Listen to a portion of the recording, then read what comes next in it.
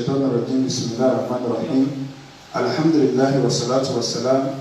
على رسول الله وبعد. adúpẹ́ lọ sí ọ̀dọ̀ Ọlọ́run ọba tí ó ṣe wá ní mùsùlùmí òun náà lọ́ba tí a dúpẹ́ fún à ń tọrọ àlékún ìkẹ́ àti ìgẹ̀ fún aṣíwájú ẹ̀dá anabi wa Muhammad sallallahu alayhi wa sallam ìkẹ́ Ọlọ́run kó máa bá anabi àti àwọn ẹ̀rọ àtàwọn sọ̀hábà àti ọgbà mùsùlùmí ní àpapọ̀. à ń fi àsìkò yìí a fi ń sọ fún gbogbo àwa tí à ń wò wá ní òní ọjọ́ Tuesday ìkọ́ni òní bá on the 16th March 16, 2021 tó ṣe dédé on the 2 Shaban about the 3 now 3 Shaban so tí àwọn 1442 tí àwọn Ramadan ní ọ̀kan báyìí kọ́nà ọ̀bàlẹ̀kọ́lá kó jí kí ọbẹ̀ ìfọ̀kan aláyàtọ̀ láfíà a wà nílé Alhaji wa Mutiula Ọládẹ̀jọ Onímàálù aṣíwájú àdínní of Ọ̀yọ́ State ààfin wọn ni a wà ní òní láti wá yanjú àhàyàn tí èṣù dálẹ̀ láàrin àwọn ọmọ ìyá méjì ṣùgbọ́n èṣù ti pòfo torí pé nígbà tí káwọn Yusuf ṣẹlẹ̀ ó ní báyìí anazaka ṣẹ̀tọ́nù báyìí ní ọ̀báyìí náà ìkọ̀wátì tí ó bá wọn abáwa náà ni wọ́n wà ní ìkàlẹ̀ abáwa àlùfáà ní òkè ààrẹ ilé mímọ́ wọ́n wà ní ìkàlẹ̀ bíi so bákan náà ìmáàmù bàbá wa Dr. Abdulwahid Ahmed Al-Rufai àwọn ni àbáwa àlùfáà òkè ààrẹ wọ́n wà níbí bákan náà ìmáàmù secretariat àwọn náà wà níbí bàbá wa náà wà níbí tí wọ́n jẹ́ bàbá wa láti òkè ààrẹ náà bákan náà bàbá wa Alhaji wa Mahu alága àwọn náà wà ní ìkàlẹ̀ bíi bákan náà ìmáàmù wa Bàdà tí wọ́n jẹ́ ìmáàmù Olúyọ̀lé níbi tí simenti gbé dolẹ̀ àwọn náà wà ní àárín wa bíi àti gbogbo àwọn bàbá ìmáàmù wa ní nàkúmí òwò ní àwọn ọmọ ẹgbẹ́ bàbá Dr. Ashim dókítà ni wọn àwọn náà wà ní àárín wa bàbá lọ́ọ̀yà àwọn èèyàn pọ̀ ní gan so bákan náà alájà wa Kaula wà ní àárín wa bákan náà alájà wa Mariam á rí pé àwọn ọmọ ìyá méjèèjì náà so bákan náà gbogbo àwọn ọmọ tí wọ́n jẹ́ ọmọ fún bàbá wa Abdulkarim Ahmed Rufai àwọn náà wà ní àárín wa bíi so bàbá wa alága ni wọ́n bá ní bá àwọn ará ilé sọ̀rọ̀ torí pé oríṣiríṣi ọ̀rọ̀ là ń gbọ́ Ìbàdàn wa ń dàrú wọ́n wà rí kílíkà alhamdulilayi so ṣàìtọ́ ti dé ó sì ti lọ ẹbí wa ò ní dàrú láíláí ọlọ́wọ́ láìláìlọ́lá náà. Allahumma amin. Billahi minash shaitani rajim bismillahir rahmanir rahim adúgbò lára tó ní kí a wáyé wá sí Ọlọ́run ní kí a rí kan gbàǹkọ́ kárí ṣe níbẹ̀ rèlérè ìsìláyé bàbá wa ìmáàmù jẹta àwọn bá mà ní ni àwọn náà wá tún jẹ́ búmọ̀ wọ́n tún wá fi àwọn tí wọ́n nímọ̀ wọ́n fi wọ́n sílẹ̀ èdè àìyedè wá ṣẹlẹ̀ èdè àìyedè yẹn ó ti délé ó ti dóko nínú ẹni tí Ọlọ́run wá kàyẹ pé yóò jẹ́ sábàbí láti jẹ́ kí ìjà yìí ó parí òun náà wá ní Alhaji Mutiu Ọládẹ̀jọ Onímàálù aṣíwájú mùsùlùmí ti ìpínlẹ̀ Ọ̀yọ́ àwọn náà wá pé gbogbo wa síbí nínú ọlá ńlọ Ọlọ́run àtàánú ẹ̀ bàbá wa Dr. Ahmed Rufai lẹ́tọ́rà làwọn ní UI tẹ́lẹ̀ àwọn ẹ̀dẹ̀ tó wà nínú káńsù bàbá wa ìmọ̀ wíwà ń bí wọn tí wọ́n wà ń bí ilé ní pẹ̀lú ìmọ̀ bàbá ìmọ̀ Ìbàdàn tó ní ni bákan náà ni bàbá wa ìmọ̀ sẹkítẹ́rì àwọn náà wà ń bí bákan náà ni bàbá wa pàtàkì Alhaji Mudathir Àtàndàbàdà Imam Olúyọ̀lé àwọn náà wà bí ẹ ò Mariam àti àǹtí ẹ kàfílà náà jókòó lẹ́gbẹ̀ẹ́ ara wọn yẹn wọ́n ti bá wọn sọ̀rọ̀ gbogbo àwọn ẹgbẹ́ wọn náà dẹ̀ wà níjókòó yìí wọ́n dẹ̀ ní ọ̀rọ̀ ìyànjú ó sì ti yanjú Ọlọ́run ọba nínú ọlá níta yanjú lónìí wọ́n jẹ́ òtún dáadáa wò mọ́ o wá ṣàánú bá wa ṣàánú gbogbo wọn lápapọ̀ bá wa ṣàánú gbogbo wọn lọ́kọ̀ọ̀kan gbogbo yín tẹ́jọ́ máa yá náà bóòkù bá máa ń wẹ̀yìn tí bàbá bá ń wẹ̀yìn tí màmá bá ń wẹ̀yìn ìṣesí tẹ́ fi máa tọ́ sàdúrà tọrọ yóò fi máa lójútùú lọ ní kọ́lọ́ máa bá ṣe fún yín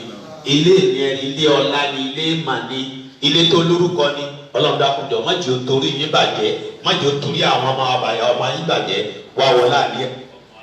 má jọ̀rọ̀ ẹnì kankan náà ó dàrú nínú ẹni tó sì ṣe dáadáa bíi náà ní coordinator nàkọ́mí o Alhaji Dáúdà Afọlábí ló wà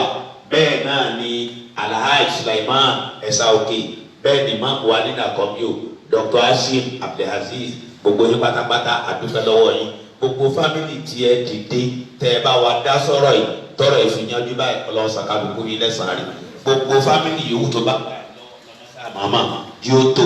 èyí tó ti tò ọlọ́màjò dàrú ṣàánú wa lápapọ̀ ṣàánú wa lọ́kọ̀ọ̀kan á wà ṣàdúrà fún onímàálù. àmín àmín àmín àmín á wà àmín bàbá ọlọ́ọ̀bà ń sẹ́ń lẹ́sàn-án rí á wà náwó sí onímàálù torí wọn lànà bíi ní sàlálà sàlá bí Allahu muqaddam wa nasu musabbab. Allah is the enabler but he chooses man to play the instrumentality for the actualization of whatever. Ọlọ́run lọ́ba onísábà olóníkádàrá èèyàn ni wàá lò tí kádà tí sábì máa lò ní sábàbí ó lẹ́yìn náà ní sábàbí dáadáa. Àdúrà tó wá tọ̀ fún yín àyà kúrán náà ẹ bá náwó sí wọn. wala al-akhiratu khayrun laka minal ula wala al-akhiratu khayrun laka minal ula wala al-akhiratu khayrun laka minal ula wala sawfa yutika rabbuka fatarida wala sawfa yutika rabbuka fatarida wala sawfa yutika rabbuka fatarida. Ìbú ẹ̀ náà ní pé the rest of your life shall be the best.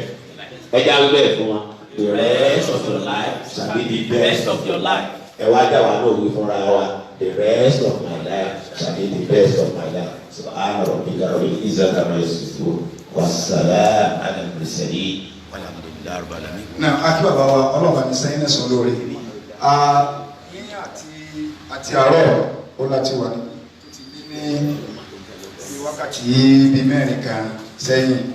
Ọ̀rọ̀ tí gbogbo àwọn àgbàlagbà tí wọ́n sọ ọ̀rọ̀ ọ̀nà ni wọ́n sì ti yanjú ẹ̀. Wọ́n ní wákàtí mẹ́fà. Wákàtí mẹ́fà. So ọ̀rọ̀ ọ̀nà lé ni wọ́n sì ti yanjú ẹ̀. So ẹlòmíì bẹ lórí social media ó dá sí lánìyàn dáadáa, ẹlòmíì dá sí lánìyàn kejì. So àtẹ̀tọ́ dá sí lánìyàn dáadáa, àtẹ̀tọ́ dá sí lánìyàn kejì. Àti gbogbo àwọn jẹ́ ti ń gbẹ̀mí láti bàtọ́rọ̀ ẹ̀ ti bẹ̀rẹ̀ lórí social media ní o láwọn abala bíi lórí pé kí gbogbo ọ̀sán ìsìláàmù ó làwọn ń ṣe. Tí ọ̀rọ̀ bá ṣẹlẹ̀ báyìí ìsìláàmù náà láàfin ẹjọ́ ẹ̀ ó sì yẹ káwọn àwọn àgbàlagbà ó sọ wọ́n ti sọ ó sì ti parí. Tọ́lá aráwọ̀ ìlú ti kọ́mẹ́ntì pé láéláé kò ní parí. Àwọn tí wọ́n wà ní ìsìn wọn ní 700 tí wọ́n wà lọ́wọ́ báyìí 830 àwọn tí wọ́n wà láìfù lọ́wọ́ àwọn aṣíwájú ẹ̀yin náà lẹ́yìn wà ní kó nílẹ̀ kọ́nà wà ní kọ́lá kí ọ̀sán àbẹ̀rẹ̀ kọ̀ọ̀kan wa.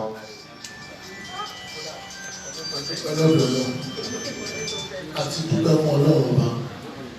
ọba tí ó jẹ́ kí a bẹ̀rẹ̀ ọ̀rọ̀ yìí pẹ̀lú ìbẹ̀rẹ̀ orúkọ náà tó sì jẹ́ kí a parí ẹ̀ pẹ̀lú gbọ́dọ̀ alhamdulillahi rabbil alamin àdúgbò a fi àsìkò sọ fún gbogbo àwọn èèyàn wa tí Ọlọ́run kádàrá pé wọ́n bọ́ sí nǹkan tó ń ṣẹlẹ̀ láàrin alájà Kaola àti àbúrò wọn alájà Mariam pẹ̀lú ìyọ̀dọ̀ Ọlọ́run gbogbo èkó ti lọ lọ́rùn mi ilé ẹnìkọ̀ọ̀kan wa Ọlọ́run níjọ́ dàrú ọ̀nà ẹnìkọ̀ọ̀kan wa Ọlọ́run níjọ́ kọ́ bàjẹ́ gbogbo ibi tó bá ti ń dọ̀ báyìí ní sẹ́tọ̀ wọn tó túbọ̀ láti túbẹ̀ ká tó bá dúpẹ́ pé Ọlọ́run lè kí ẹbí kó túká ẹbí ẹnìkọ̀ọ̀kan wa Ọlọ́run níjọ́ kó túká gbogbo àwa tí a ti dá sí i bóyá lórí social media ni àbí ẹ tó fi nǹkan ní ẹ̀dá sí ọlọ́sàn ẹnìkọ̀ọ̀kan wa lẹ́sàn-án nǹkan tí ẹnìkọ̀ọ̀kan wa bá sí lórí ẹ̀ Ọlọ́run ìdílé wọ́n dàrú àdúgbò lọ́dọ̀ Ọlọ́run ọba. Akínbó wa lórí coordinator wa ní Nakomio lọ́yọ̀ state. Okay wọ́n ti àti sábà wọn lẹ́ka so coordinator wa àwọn ni wọ́n ṣe ọ̀pọ̀lọpọ̀ wà láti Ọlọ́run ní kó padà yọrí lónìí àwọn ni coordinator wa ní Ọ̀yọ́ state nínú Nakomio ọba tí ó rí ní ọmọ kékeré tí ó fi ń ṣe aṣáájú Ọlọ́run kó bá ní wà pẹ̀lú ní orí ọ̀pọ̀ rẹ̀ tí wọ́n ń ṣe wà láti èyọ ṣùgbọ́n náà ní kí ti ní ọyọ lónìí so ẹ̀yin náà ẹ lè sùn dáadáa so torí pé kì í ṣe tí ní so ọba tó ti wá ní kílè kan lọ lè báyìí Ọlọ́run ní kí mi ò rú máa gbogbo tí ń dáhùn lọ́wọ́ Ọlọ́run bá ní tò àwùjọ Islam bàbá wọn ní gitọ́ tọ́ ní sọ pé kì í fẹ́ gbó wọ́n ní kọ́ni náà dáhùn sọ̀rọ̀ wọn yìí Ọlọ́run ní wọ́n gbò lẹ́gbẹ̀ẹ́ tí wọ́n dàgbàdàgbà